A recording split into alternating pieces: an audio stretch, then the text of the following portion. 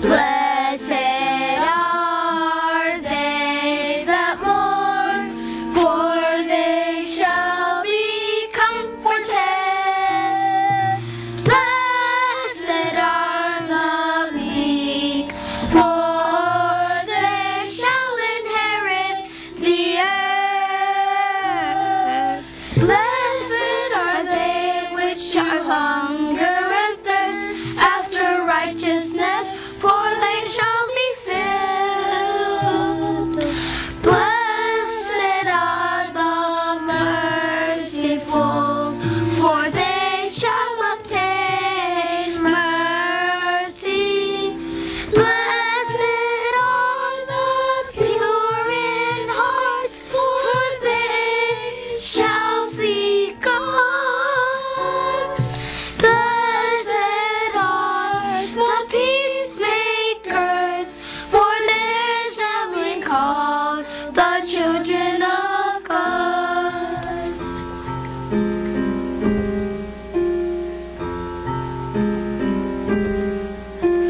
Blessed are they which are persecuted for righteousness' sake, for theirs is the kingdom of heaven. Blessed are thee when men shall revise you and persecute you, and shall say all manner of evil against you falsely for my sake. Rejoice and be exceeding glad, for great is your reward in heaven.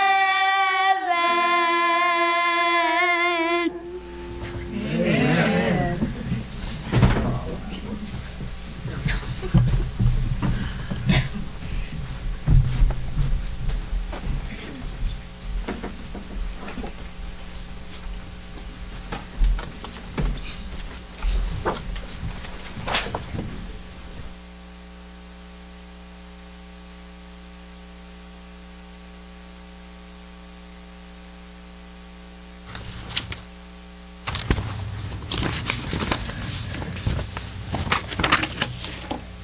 Happiness. People all over the world are looking for happiness, aren't they? Okay, let me start this again. People all over the world are looking for happiness.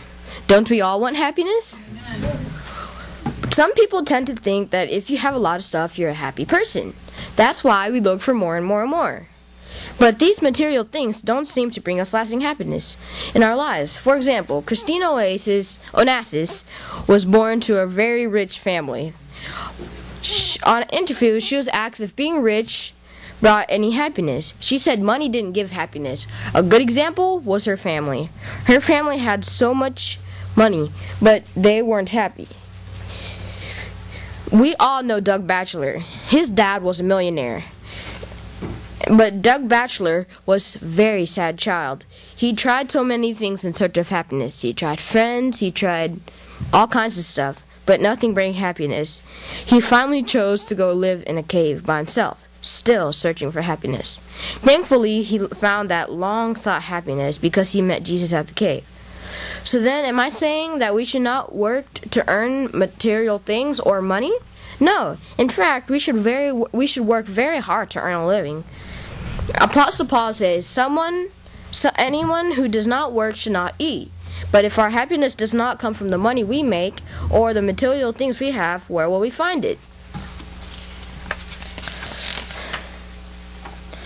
I have here a graph of happiness that I would like to share with you. Let's assume that we're going to call this man Bob. Bob had nothing. He had no food, no clothes, and no shelter. We all know that our three basic needs are food, shelter, and clothes. Okay, so he got food, and his happiness shot all the way to 20%. And then to 20, not really percent. And then after that, he got clothes. And when I say clothes, I don't mean he got extra clothes. He had no clothes, he was cold, and so he got clothes, and his happiness shot up all the way to 40. And then after that, he was actually able to get a shelter where he could live by himself. And so his happiness shot up all the way to 60. And then he got a job. And he got a raise one time in his job, and he got so happy. But then after that, he came back down because he got used to having his extra money. And then let's say he got this dream car that he had always wanted, and his happiness shot up all the way to about 80%. And then he came back down again. And then he got this like $1 million house, and he got so happy. But then he got used to living in that house and came back down. So this doesn't sound like happiness to me. It's just excitement. It's like we get happy, then our lives get back to normal, then happy again. But that does not sound like happiness. Yeah, all we want is true happiness, lasting happiness, not excitement that comes and goes. The secret to true happiness is no secret at all. Jesus made it so simple that anyone who desires may have it. This is what we will be sharing with you today. And now I welcome Lena.